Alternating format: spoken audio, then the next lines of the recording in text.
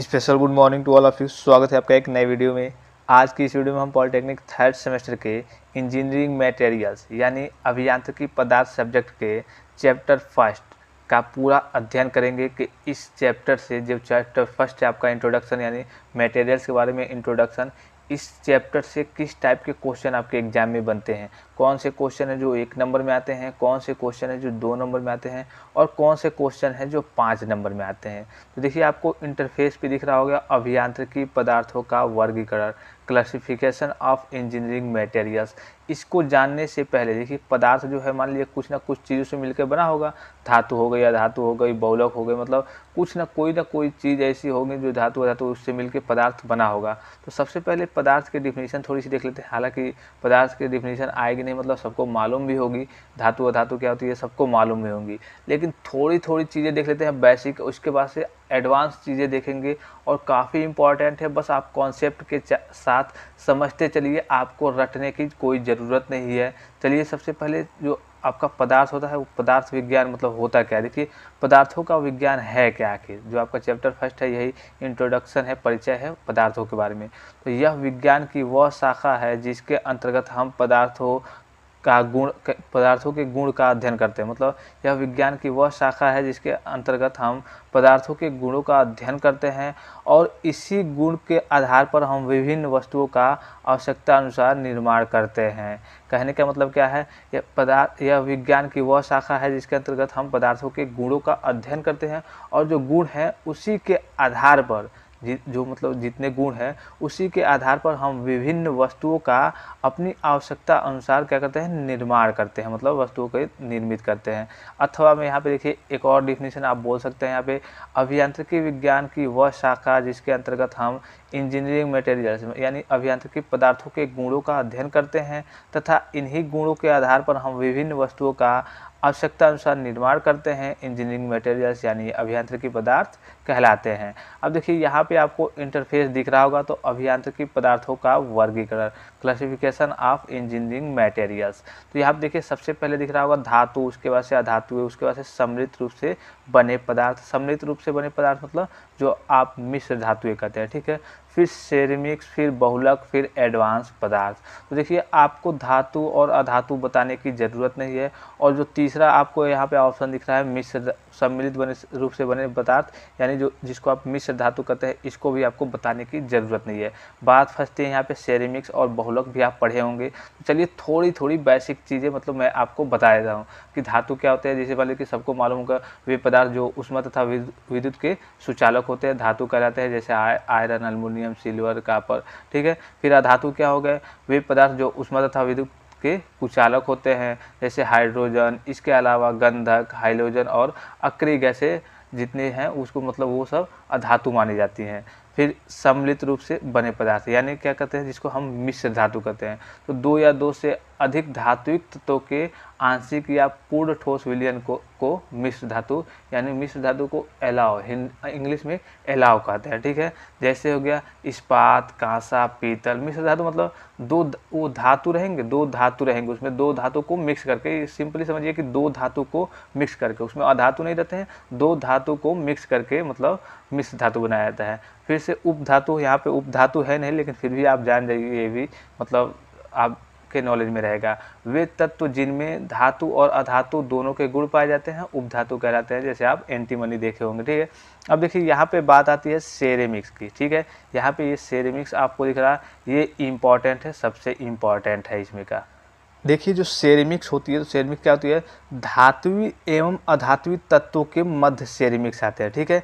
जो धात्विक तत्व हो गए और अधात्विक तत्व हो गए, इसके मध्य सेरेमिक्स आते हैं। ये अधिकतर ऑक्साइड, नाइट्राइड तथा कार्बाइड्स होते हैं। सेरेमिक्स की रेज एक लंबी रेज होती है, ठीक है। अब देखिए ये मटेरियल्स विद्युत तथा ऊष्मा के विरुद्ध एक विशेष रूप से कुचालक होते हैं। सबसे इम्पॉर्टेंट है, ये मटेरियल्स विद्युत या ऊष्मा के विरुद्ध एक रूप से क्या होते हैं, कुचालक होते हैं, सबसे इम्पॉर्टेंट है, ठीक है। अब देखिए इसके एग्जाम्पल में Al2O2 जैसे एल्युमिनियम ऑक्साइड कहते हैं, मतलब काफ़ी सारी चीज़ें हैं। तो एग्जाम्पल नहीं पूछेगा आपसे, यहाँ पे सेरेमिक्स की डिफिनीशन पूछ लेता है, ठीक है।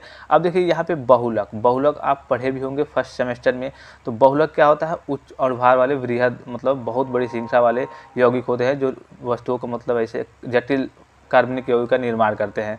तो बहुलक के जैसे ये भी पदार्थ में आ गया, जैसे इसमें थर्मोप्लास्टिक, आपको बहुलक जैसे कई प्रकार के दिखेंगे, जैसे उत्पत्ति या स्रोत के आधार पर, आणविक बलों के आधार पर बहुलक के मतलब उसके वर्गीकरण होता है, संरचना के आधार पर, उत्पत्ति या स्रोत के आधार पर। लेकिन बेसिकली आपको यहाँ क्या करना है, जो आपके 3 होते हैं, थर्मोप्लास्टिक बहुलक, थर्मोसेटिंग बहुलक और एलास्टोमर्स, इसी के बारे में पढ़ना है। तो देखिए आपका जो बहुलक तो आप जान गए, लेकिन थर्मोप्लास्टिक क्या होता है, ये रेखीय बहुलक होते हैं। इन्हें हम कई बार गर्म या जलाकर दूसरे आकार में परिवर्तित कर सकते हैं। सबसे इम्पॉर्टेंट है, जैसे कि आपको यहाँ पे दिख रहा होगा थर्मोप्लास्टिक, यहाँ पे थर्मोप्लास्टिक आपको दिख रहा है। तो थर्मोप्लास्टिक क्या होता है, ये रेखीय बहुलक होते हैं। इन्हें हम कई बार गर्म या जलाकर दूसरे आकार में परिवर्तित कर सकते हैं।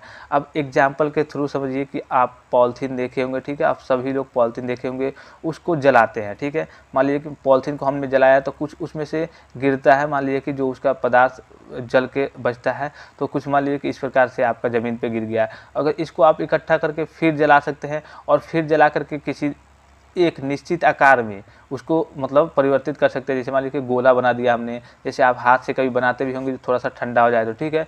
अगर वही अगर यहाँ पे रहता कि थर्मोसेटिंग, ठीक है, थर्मोसेटिंग में क्या होता है, एक बार अगर आपने उसको जलाया तो उसको आप क्या करेंगे, दोबारा नहीं जला सकते। थर्मोसेटिंग ये केवल एक बार गर्म हो सकते हैं, ठीक है।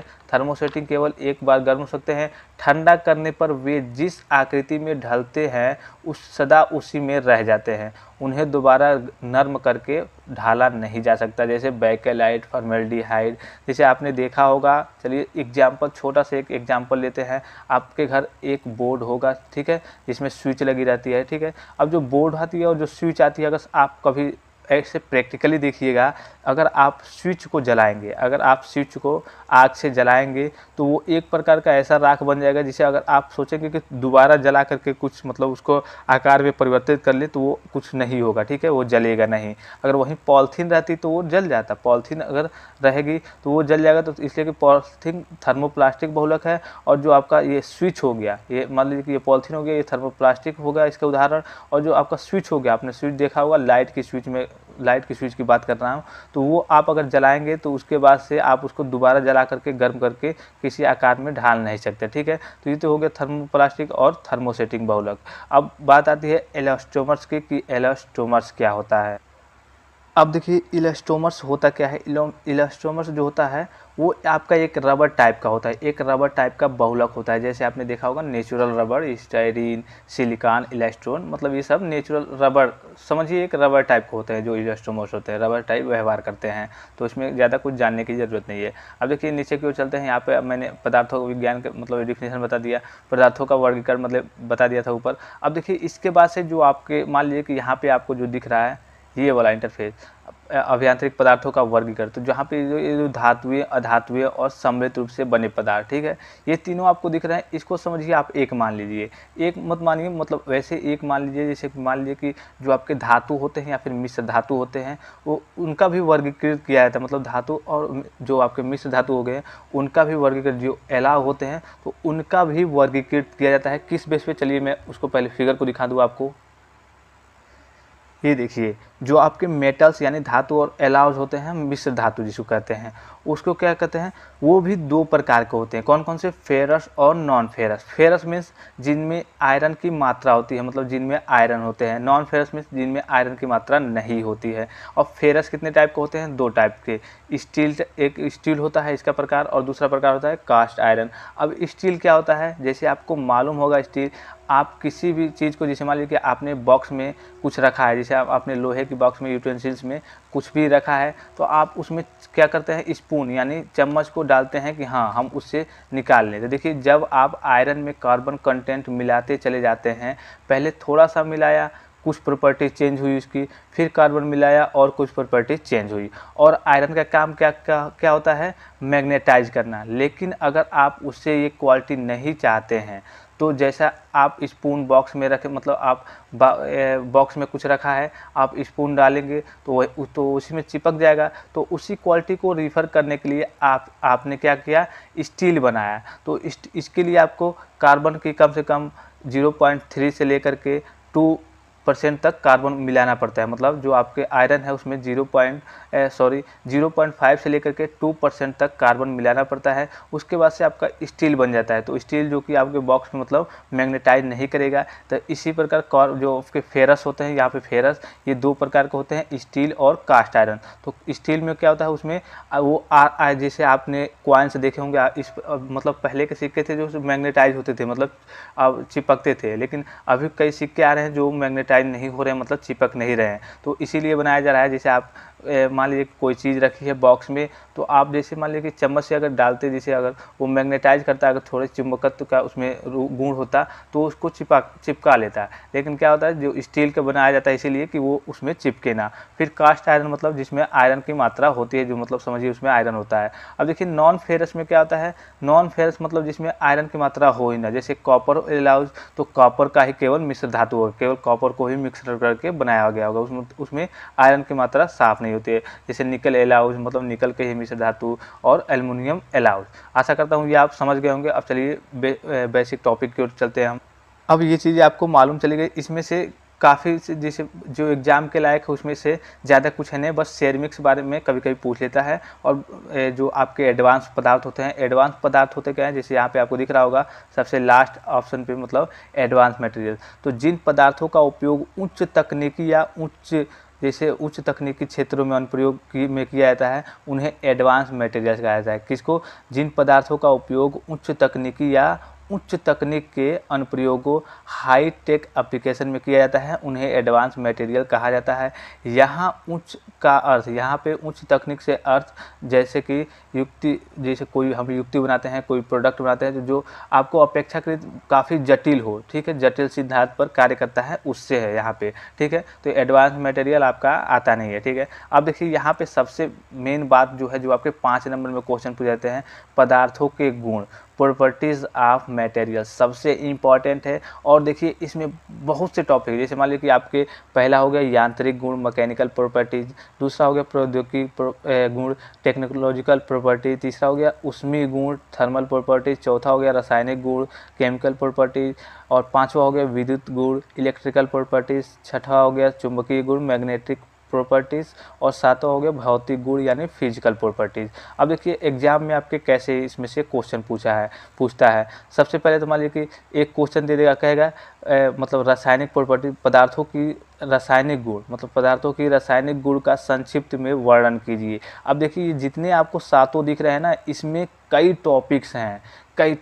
चलिए मैं अभी आपको दिखा देता हूँ। इसमें हर एक चीज़ के अलग अलग टॉपिक है। जैसे मान लीजिए कि पहला आपको दिख रहा है यांत्रिक गुण, तो यांत्रिक गुण के काफ़ी सारे टॉपिक्स हैं यहाँ पे, मतलब इसमें लगभग 8-10 डिफिनीशन आएंगे। तो इसी तरह दे देता है, डायरेक्ट एक दे देगा 5 नंबर में आपका क्वेश्चन कि यांत्रिक पदार्थों के यांत्रिक गुणों का संक्षिप्त में वर्णन कीजिए। या फिर अगर 1 नंबर में देना होगा तो इसके अंदर की चीज़ें देगा, जैसे कि तन्यता को परिभाषित कीजिए, कठोरता को, नम्यता को परिभाषित कीजिए, रासायनिक गुणों के मतलब अंदर की 2 चीज़ों को लिखिए, 2 चीज़ों पर टिप्पणी कीजिए, ऐसे देगा। तो देखिए सबसे पहले से क्लियर एक एक करके देख लेते हैं। यहाँ पे इसका PDF चाहिए तो मैं टेलीग्राम पे दे दूंगा, ये मतलब ये दिखाने से कोई फ़ायदा नहीं, मतलब वैसे मैं लिखा हूँ। जैसे मान लीजिए कि आपका मैकेनिकल प्रॉपर्टी जो पहला था उसमें प्रत्यास्था आता है, सामर्थ्य आता है, यहाँ पे दिख रहा होगा, प्लास्टिकता आता है, नम्यता, तन्यता, कठोरता, कड़ापन, मतलब सरांत, विसर्पण, और काफ़ी सारी चीज़ें आती है, दुर्मयता, मतलब बहुत सारी चीज़ें सब में। देखिए थर्मल में भी है, विशिष्ट ऊष्मा प्रसार,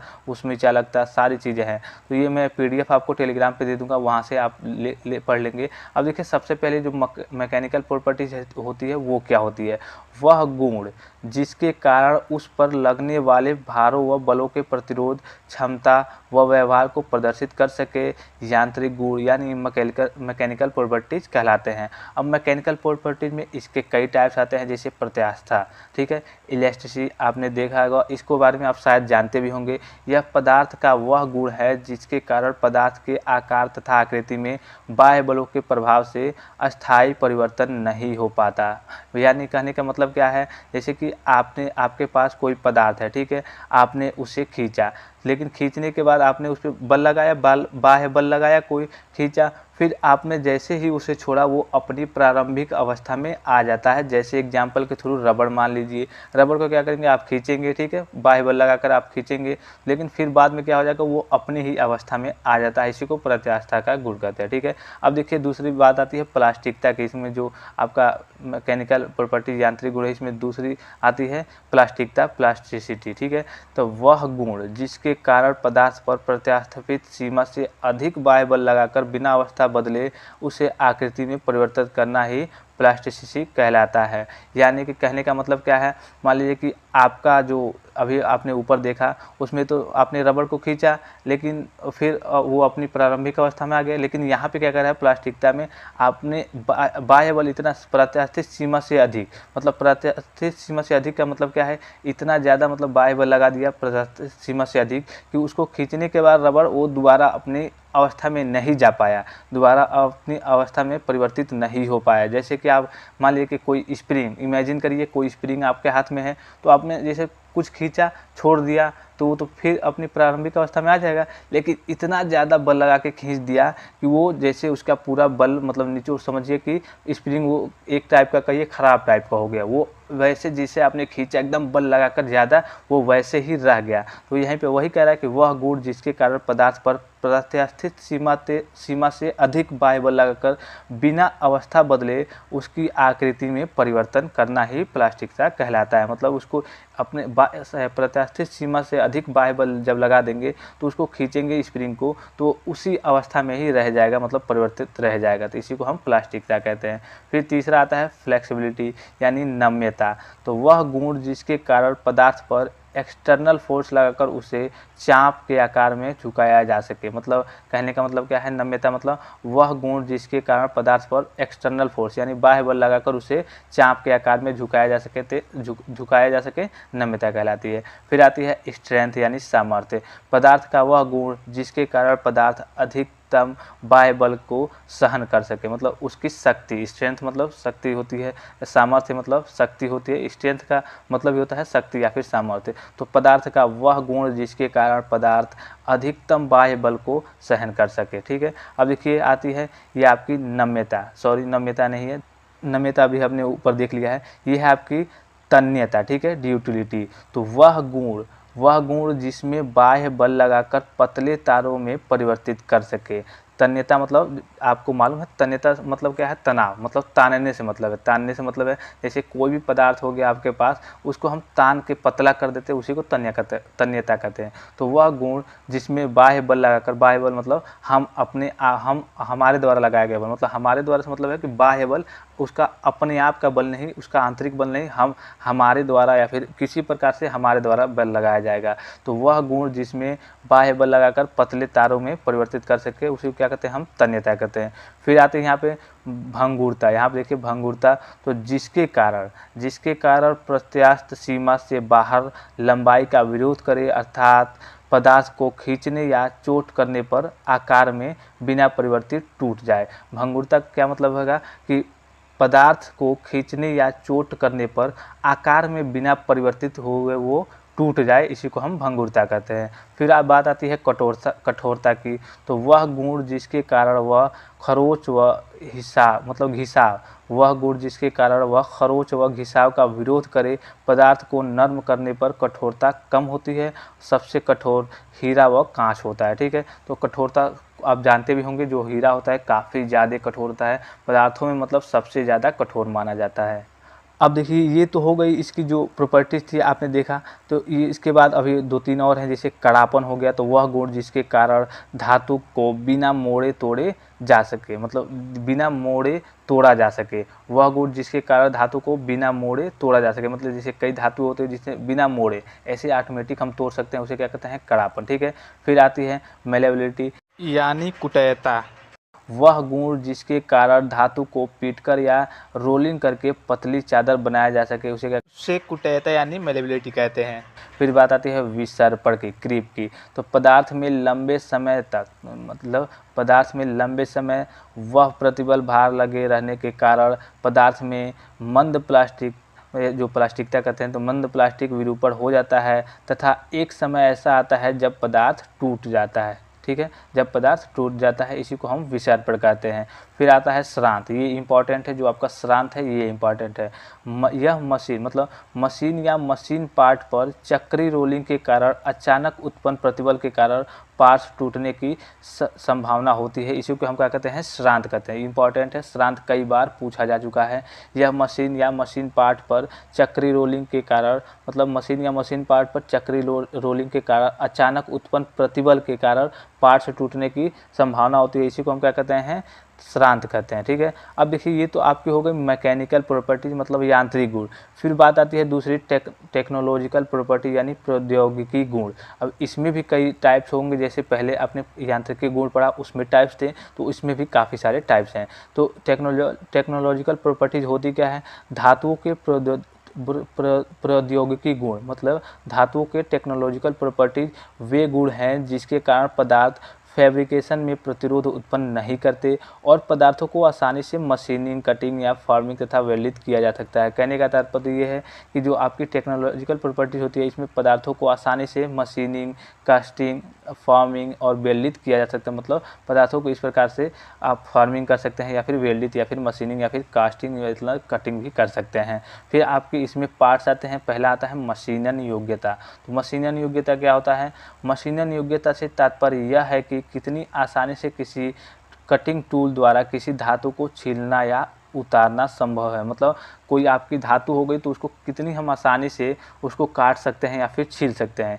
यदि धातु को छीलने या उतारने की क्रिया आसानी से संपन्न हो सकती है तो हम कह सकते हैं कि आमुक धातु मशीनन योग्यता रखती है। इसमें कुछ समझाने की ज़रूरत नहीं है, काफ़ी सिंपल वे में मैंने डिफिनीशन लिखा है अपने पास से, मतलब कई जगह बुक से देख करके, मतलब बढ़िया जो डिफिनीशन हो आपको रटने लायक ना हो, आप आसानी से देखते ही इसको याद कर लेंगे। फिर आते हैं निर्माण योग्यता। तो जिस आसानी से किसी धातु को एक विशिष्ट आकार में बल लगाकर बिना टूटे परिवर्तित किया जा सकता है, धातु की निर्माण योग्यता कहलाती है। इसमें भी कुछ आपको बताने की जरूरत नहीं है। जिस आसानी से किसी धातु को एक विशिष्ट आकार में बल लगाकर, मतलब कोई एक विशिष्ट आकार हो गया उसमें बल लगाकर बिना टूटे परिवर्तित किया जा सके, धातु की निर्माण योग्यता कहलाती है। फिर आती है ढलाई योग्यता यानी कास्टेबिलिटी। तो धातुओं की ढलाई योग्यता वह गुण है जिससे धातु को विभिन्न आकारों में आसानी से ढाला जा सकता है, मतलब आसानी से विभिन्न आकारों में परिवर्तित किया जा सकता है। फिर आती है वेल्डनीयता, इंपॉर्टेंट है, वेल्डिंग के बारे में आप जानते भी होंगे। तो किसी धातु का वह गुण जिससे वेल्डन प्रक्रिया द्वारा दो टुकड़ों को आपस में जोड़ा जा सके, वही आपकी क्या कहलाती है, वेल्डनीयता। आमतौर पर आप वेल्डिंग देखे भी होंगे। अब बात आती है इसके अगले प्रॉपर्टीज़ की, जो आपकी है थर्मल प्रॉपर्टीज। ठीक है, तो थर्मल प्रॉपर्टीज में क्या होता है, इसका पहले आप हिंदी जान लीजिए। थर्मल प्रॉपर्टीज मतलब ऊष्मीय गुण, जितने इसके ऊष्मीय गुण है, पदार्थों के ऊष्मीय गुण, तो वह गुण जिसके कारण पदार्थ ऊष्मीय गुणों के प्रभावों को प्रदर्शित करे ऊष्मीय गुण कहलाता है। अब इसमें आते हैं जैसे विशिष्ट ऊष्मा, आप विशिष्ट ऊष्मा जानते भी होंगे, स्पेसिफिक हीट।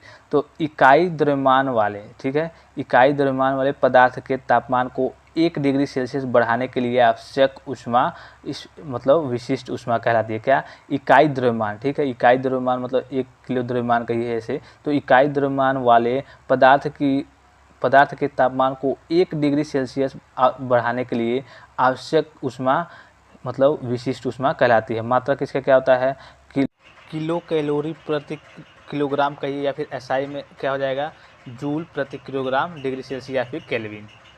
देखिए ऊष्मीय प्रसार, इसके टाइप्स जो होते हैं, जो पहला तो विशिष्ट ऊष्मा हो गया, दूसरा होता है ऊष्मीय प्रसार। तो ऊष्मीय प्रसार क्या होता है, पदार्थ को गर्म करने पर उसके वॉल्यूम यानी आयतन में होने वाली वृद्धि ही ऊष्मीय प्रसार है। जब किसी तापमान के तापक्रम में वृद्धि करने पर लंबाई में वृद्धि हो, मतलब लंबाई में जब वृद्धि हो तो उसे रैखिक प्रसार, और आयतन में वृद्धि हो तो उसे आयतन प्रसार, व क्षेत्र में वृद्धि हो तो उसे क्षेत्रीय प्रसार कहते हैं। मतलब जो ये प्रसार है, इस इसमें इसका मतलब मेन तात्पर्य क्या है, पदार्थ को गर्म करने पर, जैसे मान लीजिए कोई भी पदार्थ हो गया, उसे हम जब गर्म करेंगे तो उसके आयतन में परिवर्तित मतलब वृद्धि होगी। तो आयतन में वृद्धि होती है तो मतलब इसका उसमें आयतन प्रसार कहेंगे। फिर उसके बाद से लंबाई में वृद्धि होती है, उसे रेखीय प्रसार कहेंगे। और आयतन में आयतन और क्षेत्र में वृद्धि होगी तो क्षेत्रीय प्रसार कहेंगे। अब नोट में देखिए यहाँ पे एक चीज़ लिखी गई है, ऊष्मा प्रसार के शुद्ध अपवाद हैं, मतलब ऊष्मा प्रसार के कुछ अपवाद हैं। जैसे हर चीज़ में कुछ ना कुछ अपवाद होते हैं, तो ऊष्मा प्रसार में भी कुछ अपवाद हैं। रबर गर्म करने पर सिकुड़ती है। 0 डिग्री सेल्सियस से मतलब 4 डिग्री सेल्सियस पर पानी गर्म करने पर आयतन में कमी होती है। ये सब मतलब इसके अपवाद हैं। अब देखिए नेक्स्ट आती है आपकी, छोटा हो गया, बड़ा कर लीजिए इसको थोड़ा। नेक्स्ट आती है आपकी थर्मल कंडक्टिविटी, मतलब ऊष्मीय चालकता। तो वह गुण जिसके कारण ऊष्मा का प्रवाह उच्च तापमान से निम्न तापमान की तरफ होता है, इससे तो उसको क्या कहते हैं हम, जैसे मान लीजिए कि वह गुण जिसके कारण ऊष्मा का प्रवाह उच्च तापमान से निम्न तापमान की तरफ होता है, उसे हम क्या कहते हैं, ऊष्मीय चालकता कहते हैं। इसे लैम्डा और के से दर्शाते हैं, मतलब प्रदर्शित करते हैं। सभी धातु में चांदी कापर, मतलब जो सभी धातु हो गए, जैसे चांदी कापर, मतलब जितनी भी धातु हो गई वो चालकता उसमें अधिक होती है। इसका फार्मूला होता है Q = -KA/dT/dx, Q = -KA/dT/dx, जहाँ पे K क्या है, पदार्थ की ऊष्मा चालकता है, जिसे W/m के लिखते हैं। Q क्या है, ऊष्मा प्रवाह की मात्रा है। dt क्या है, तापक्रम में तापांतर है, मतलब जो आपका ताप में अंतर होता है वही तापांतर है। और dx क्या है, मोटाई में वृद्धि है। फिर नेक्स्ट क्या आता है, ऊष्मीय क्षमता, यानी ऊष्मीय क्षमता जो आपका थर्मल कहिए कैपेसिटी कहिए, ठीक है। किसी पदार्थ के द्रव्यमान को 1 डिग्री सेल्सियस बढ़ाने के लिए जितनी ऊष्मा की आवश्यकता हो उसे थर्मल कैपेसिटी यानी ऊष्मीय जो आपकी क्षमता है वही कहते हैं, ठीक है। किसी पदार्थ को, मतलब किसी पदार्थ के द्रव्यमान को 1 डिग्री सेल्सियस बढ़ाने के लिए जितने ऊष्मा की आवश्यकता है उसे थर्मल कैपेसिटी कहते हैं। इसका फार्मूला होता है Q = mc/dt, या फिर कहिए Q = mc मतलब डेल्टा टी, या फिर लैम्डा टी नहीं कहते हैं, डेल्टा टी ज़्यादा चलता है। तो Q = mc डेल्टा टी। अब यहाँ पे C का आप मान पक्षांतर करके निकाल ही सकते हैं। फिर बात आती है थर्मल स्ट्रेस की। स्ट्रेस का मतलब क्या होता है, प्रतिबल, मतलब थर्मल स्ट्रेस का मतलब ऊष्मीय प्रतिबल। किसी छड़ के सिरों को फिक्स्ड करके गर्म करने पर ऊष्मीय प्रसार रुकने के कारण जो प्रतिबल उत्पन्न होता है, जो प्रतिबल ऊष्मा मतलब उत्पन्न होती है, उसे हम क्या कहते हैं, थर्मल स्ट्रेस यानी ऊष्मीय प्रतिबल कहते हैं। इसका भी फार्मूला होता है सिग्मा = λL/L। तो उसमें इसका डेफिनेशन केवल पूछ देगा आपसे कि जैसे कि मान लीजिए कि आपकी जो थर्मल प्रॉपर्टीज़ हो गई, इसके बारे में कि उसमें प्रॉपर्टीज़ के जितने भी गुण हैं, मतलब अंदर की चीज़ें, उसके बारे में संक्षिप्त टिप्पणी कीजिए, या फिर डायरेक्ट आपसे थर्मल स्ट्रेस पूछ देगा, मतलब इसका वो आपको केवल डिफिनीशन लिखने के लिए पूछता है। फिर नेक्स्ट क्या है, ऊष्मीय श्रांत, ये इंपॉर्टेंट है, सबसे इम्पॉर्टेंट, कई बार आपके एक नंबर में पूछता है। तो ऊष्मीय श्रांत थर्मल फैटिगनिंग। अब देखिए किसी पदार्थ को बार बार गर्म या ठंडा करने पर उसमें प्रतिबल उत्पन्न हो जाता है। आपको मालूम होगा किसी पदार्थ को जब बार बार गर्म करेंगे ठंडा करेंगे तो उसमें क्या होगा, प्रतिबल उत्पन्न हो जाएगा, ठीक है। तो जिसे थर्मल फैटिग कहते हैं।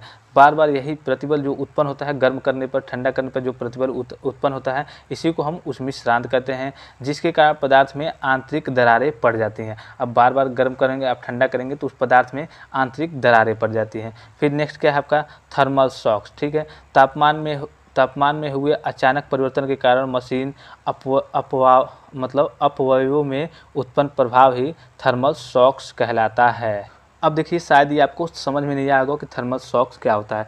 थर्मल शॉक का मतलब होता है ऊष्मीय झटके। तो तापमान में हुए अचानक परिवर्तन, तापमान में परिवर्तन होगा तो मशीनों में झटके, जो आपके मशीनों में झटके आते हैं, अब यहाँ पे दिया है अपव्यय, मतलब इसका मतलब वही है, झटकों से मतलब है, ठीक है। ये आपका मतलब सही रूप थोड़ा नहीं है हिंदी का, तो आपका समझिए ऐसे झटके से। तो तापमान में जब अचानक परिवर्तन होगा तो मशीनों में झटके उत्पन्न प्रवाह ही क्या कहते हैं, आपके जो झटके उत्पन्न होते हैं मशीनों में, उसी के प्रवाह को क्या कहते हैं, हम थर्मल शॉक्स कहते हैं, ठीक है। थर्मल शॉक्स मतलब ऊष्मीय झटके। अब चलिए नेक्स्ट टॉपिक की ओर देखते हैं। नेक्स्ट टॉपिक है आपका केमिकल प्रॉपर्टीज, मतलब पदार्थों की केमिकल प्रॉपर्टीज क्या है। तो वह गुण जिसके कारण पदार्थ किसी अन्य औद्योगिक पदार्थ या प्रकृति के संपर्क में आने पर रासायनिक क्रिया कर लेता है, जिससे उसकी रासायनिक गुण कम हो जाती है। मतलब कहने का यहाँ पे मतलब क्या है, केमिकल प्रॉपर्टी में क्या है, वह गुण जिसके कारण पदार्थ किसी अन्य औद्योगिक पदार्थ या प्राकृतिक पदार्थ के संपर्क में आने पर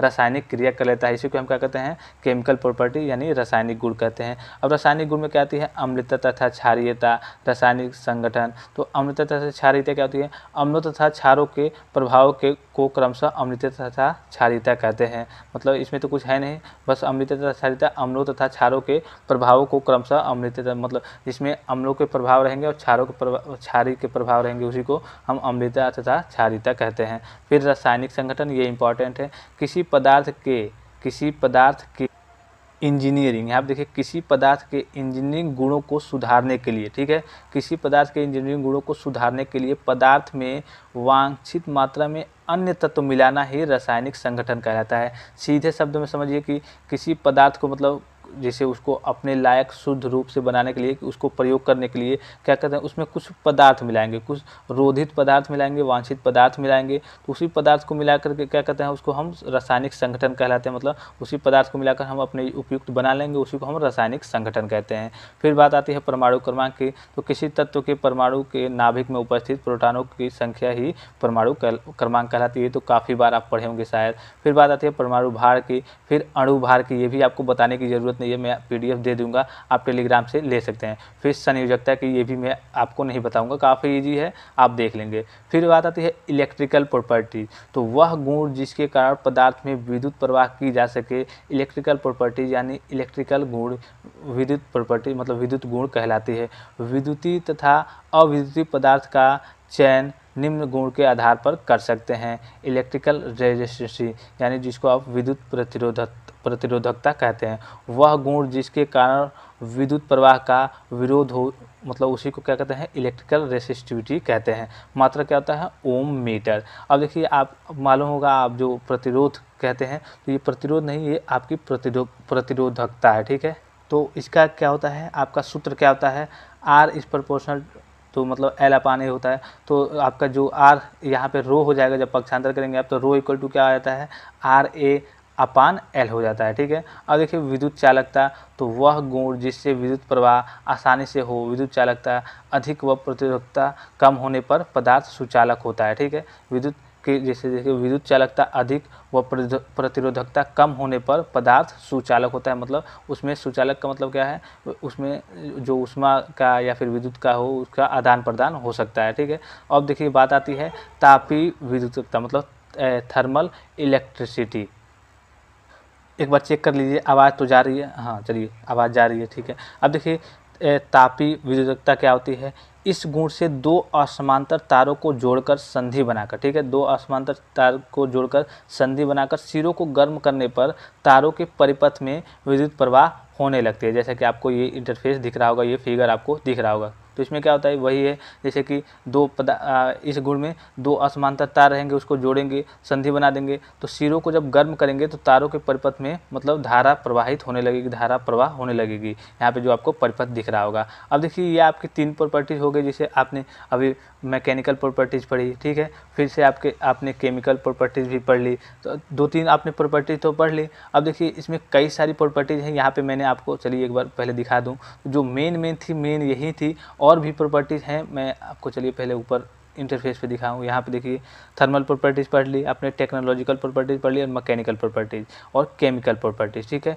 अम्लता आधारिता। अब इलेक्ट्रिकल प्रॉपर्टीज़ भी आपने थोड़ी सी पढ़ ली। फिर आती है मैग्नेटिक प्रॉपर्टीज़ और फिजिकल प्रॉपर्टीज़। तो देखिए जो आपकी फिजिकल प्रॉपर्टी, यहाँ पे थोड़ा सा आप इंटरफेस देखिए, फिजिकल प्रॉपर्टीज़ होती है, इसके लास्ट में भी 2 टॉपिक्स हैं जो इंपॉर्टेंट है, जो आपके एग्जाम में 2-2 नंबर में हर बार पूछे जाते हैं, तो उसको भी मैं अभी बता दे रहा हूँ। यहाँ पे आपको दिख रहा होगा मैग्नेटिक प्रॉपर्टीज़। तो मैग्नेटिक प्रॉपर्टी में क्या है, चुंबकत्व है, प्रतिचुंबकत्व, अनुचुंबकत्व, लौह चुंबकत्व। ये आपने कई बार शायद इंटरमीडिएट में, हाई स्कूल में तो नहीं रहता है, इंटरमीडिएट में रहता है, या फिर आपने फर्स्ट सेमेस्टर में भी पढ़ा होगा इसको, ठीक है। चुंबकत्व को, प्रतिचुंबकत्व, जो नॉर्मल चीज़ें हैं इसको मैं आपको नहीं बताऊंगा, ये आप खुद से देख लेंगे, खुद से क्या आपको शायद याद भी होगा मैग्नेटिक के बारे में, इसकी मैग्नेटिक प्रॉपर्टीज़ के बारे में। फिर आती है फिजिकल प्रॉपर्टीज़। फिजिकल प्रॉपर्टी मतलब उसके भौतिक गुण, जैसे उसकी आकार हो गई, आकृति हो गई, रंग हो गया, उसका घनत्व हो गया, ठीक है। है, उसकी संरचना हो गई, उसकी सांद्रता हो गई, मतलब ये कितना गाढ़ा है कितना, तो इसके ये भी आपको बताने की ज़रूरत नहीं है, ये भी आप शायद ऑलरेडी पहले से जानते होंगे। अगर नहीं जानते होंगे तो आप कहेंगे तो मैं बता दूंगा, लेकिन अब नॉर्मल चीज़ों से बताने का फ़ायदा नहीं है, जैसे वीडियो काफ़ी लंबा हो जाता है, तो नॉर्मल चीज़ें आप आसानी से देख सकते हैं, मतलब देख लेंगे आप अपने आप। अब देखिए जो लास्ट के 1-2 टॉपिक्स हैं उसको मैं आपको दिखा दूँ, चलिए पहले उसको मैं ओपन कर लेता हूँ। ये जो आपके चैप्टर है उसके सबसे लास्ट के टॉपिक है, मैंने आपको बताया कि बोर्ड में कैसे क्वेश्चन पूछे जाते हैं। जो आपकी प्रॉपर्टीज़ हैं सबसे ज़्यादा मतलब 90% चांस रहता है कि आपकी जो प्रॉपर्टीज़ हैं उसी से क्वेश्चन उठते हैं, उसी से क्वेश्चन एराइज होते हैं। तो प्रॉपर्टीज़ में कैसे पूछता है, मान लीजिए कि आपकी जो 7 प्रॉपर्टी थी, तो कोई एक प्रॉपर्टी दे देगा। अगर 5 नंबर में क्वेश्चन देगा तो कोई एक प्रॉपर्टीज़ देगा, जैसे मान लीजिए कि पहला ही है मैकेनिकल प्रॉपर्टीज़, तो अब कहेगा ऐसे कहेगा आपके बोर्ड एग्जाम में कि पदार्थों के मैकेनिकल प्रॉपर्टीज यानी यांत्रिक गुणों के पर संक्षिप्त टिप्पणी लिखिए। तो संक्षिप्त टिप्पणी मतलब उसके यांत्रिक गुण के अंदर जितने आते हैं, नम्यता, तारिता, मतलब जितनी चीज़ आती हैं उन सबको आपको डिफाइन करना होगा। या फिर अगर ऐसे पूछेगा कि डायरेक्ट पूछ देगा कि नम्यता को परिभाषित कीजिए, तन्यता को परिभाषित कीजिए, तो वो आपको एक एक नंबर में करके पूछेगा, एक एक नंबर या फिर 2 नंबर में, ठीक है। देखिए इसके लिए आप टेलीग्राम को भी ज्वाइन कर लेंगे, वहाँ पे मैं PDF को सेंड कर दूंगा, आप चाहें तो PDF की सहायता से भी पढ़ सकते हैं ऐसे, इसलिए कि यहाँ पे जो भी डिफिनीशन है तो मतलब सिंपल वे में काफ़ी आसानी से, मतलब काफ़ी आसान भाषा में लिखे गए हैं, इसमें आपको रटने की ज़रूरत नहीं पड़ेगी। अब देखिए बात आती है एक बायोमेटेरियल, ठीक है। तो मानव शरीर में जो भाग बीमारी से ग्रस्त हो जाते हैं या डैमेज हो जाते हैं उनके स्थान पर बायोमेटेरियल से निर्मित कंपोनेंट से बदला जाता है। मतलब मानव शरीर में जो बीमारी से डैमेज हो जाते हैं, कहीं ख़राब हो जाते हैं, उसे बायोमेटेरियल से ही निर्मित कंपोनेंट से बदला जाता है। अतः इन मटेरियल्स को टॉक्सिक्स नहीं होना चाहिए, इन मटेरियल्स को टॉक्सिक्स नहीं होना चाहिए, तथा बॉडी डिस्यूज के कारण किसी प्रकार विपरीत बायोलॉजिकल प्रभाव उत्पन्न नहीं करना चाहिए। अतः मेटल्स यानी धातु, अतः मेटल्स, सेरेमिक्स, पॉलीमर्स, कंप्यूटिव तथा सेमीकंडक्टर्स का उपयोग बायोमटेरियल्स की तरह किया जा सकता है। अब बात आती है सेमीकंडक्टर की, तो सेमीकंडक्टर से विद्युत गुण होते हैं, मतलब सेमीकंडक्टर में विद्युतीय गुण होते हैं तथा ये गुण विद्युतीय कंडक्टर्स तथा विद्युत कुचालकों के गुणों के मध्य होते हैं। इसके अतिरिक्त इसमें यदि अशुद्धि के परमाणुओं की थोड़ी सी मात्रा उपस्थित रहती है तो ये मटेरियल्स उन अशुद्धियों के विरुद्ध काफ़ी चेतन होते हैं, मतलब काफ़ी चेतन होते हैं। इंटीग्रेट सर्किटों मतलब IC जिसको कहते हैं का विकास इन्हीं के कारण हुआ है तथा समस्त इलेक्ट्रॉनिक्स तथा कंप्यूटर उद्योगों में एक तीव्र विकास इन्हीं के कारण पिछले कुछ दशकों में दिखाई दिया। मतलब जो सेमीकंडक्टर होता है वो काफ़ी इम्पॉर्टेंट होता है, समस्त इलेक्ट्रॉनिक्स तथा कंप्यूटर उद्योगों में एक तीव्र विकास इन्हीं के कारण हुआ है, और जो IC होते हैं इन्हीं के कारण मतलब इलेक्ट्रॉनिक्स और कंप्यूटर का विकास ज़्यादातर इस युग में हो रहा है। अब देखिए आपका ये चैप्टर जो था इसमें बेसिक यही क्वेश्चन थे। आपके सबसे ज़्यादा क्वेश्चन जो मैंने आपको पहले बताया था, जो आपको धातु अधातु सेरेमिक्स करके प्रॉपर्टीज़ क्लैरिफिकेशन, उसका मतलब क्लासिफिकेशन बताया था, उसमें से 1-2 टॉपिक पूछ सकते हैं, या फिर प्रॉपर्टीज़ से ज़्यादातर चांस रहते हैं कि आपकी जो प्रॉपर्टीज़ है उसी से क्वेश्चन एराइज करते हैं। और प्रॉपर्टीज़ में काफ़ी 7 प्रॉपर्टीज़ हैं लगभग, और 7 प्रॉपर्टीज़ में काफ़ी सारे हेडिंग्स हैं, काफ़ी सारे टॉपिक्स हैं, मतलब बहुत ज़्यादा टॉपिक्स हैं। तो उसमें में से आपको कोई एक प्रॉपर्टीज देगा एग्जाम में, अगर 5 नंबर में देगा तो एक प्रॉपर्टीज कोई दे देगा, कहेगा कि इसके रासायनिक गुणों के मतलब पदार्थों के रासायनिक गुणों का पर संक्षिप्त मतलब एकदम क्लियर डिटेल में टिप्पणी लिखिए, तो आपको वो 5 नंबर में देगा। उसके अंदर की चीज़ों को आपको लिखनी रहेगी।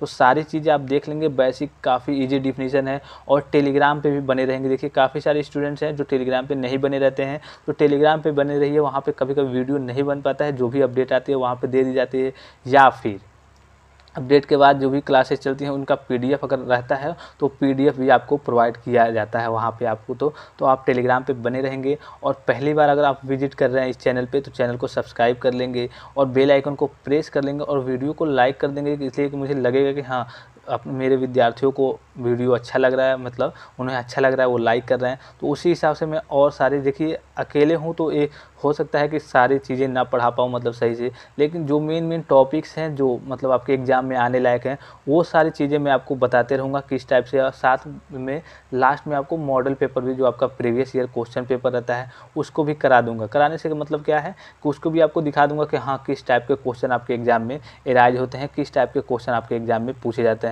तो सारी चीज़ें मैं आपको बता बता दूंगा और ये सब सारी चीज़ें मैंने आपको बता दी है। आप बस वीडियो देख लेंगे तो इसके बाद से आपको आगे शायद कुछ पढ़ने की ज़रूरत ना पड़े, बस इसी में से आपका डिफिनीशन भी क्लियर हो जाएगा। काफ़ी सारी चीज़ें जो डिफिनीशन सही से मतलब हो नहीं पाया है उसको आप थोड़ा सा ध्यान से देख लेंगे, मतलब जो आपको थोड़ा टफ लगे, ठीक है। और इसके बावजूद अगर कोई आपको जानकारी चाहिए मतलब किसी सब्जेक्ट का, अदरवाइज मतलब कोई चैप्टर का जो आपको न आता हो उसका वीडियो चाहिए तो आप हमारे वीडियो के कमेंट बॉक्स में कमेंट कर सकते हैं, उसका भी वीडियो आपको प्रोवाइड करा दिया जाएगा। और जो एक दो सब्जेक्ट हैं जो खास सब्जेक्ट हैं उसका आपको सबका मतलब वीडियो मिलेगा हर एक चैप्टर का, लेकिन जो थोड़े से नॉर्मल सब्जेक्ट हैं जो हर किसी को आते मतलब आसान है उसका वीडियो, इसलिए कि अकेले काफ़ी सारी चीज़ों को पढ़ाना मतलब पढ़ाना असंभव है, असंभव तो नहीं है लेकिन थोड़ी सी मुश्किल है, लेकिन फिर भी मैं अपनी ओर से कोशिश करूँगा कि ज़्यादा से ज़्यादा आपकी वीडियो और आसान तरीके से, आसान सिंपल भाषा में सिंपल डिफिनीशन के साथ आपकी वीडियो बने। फिलहाल आज के लिए इतना ही।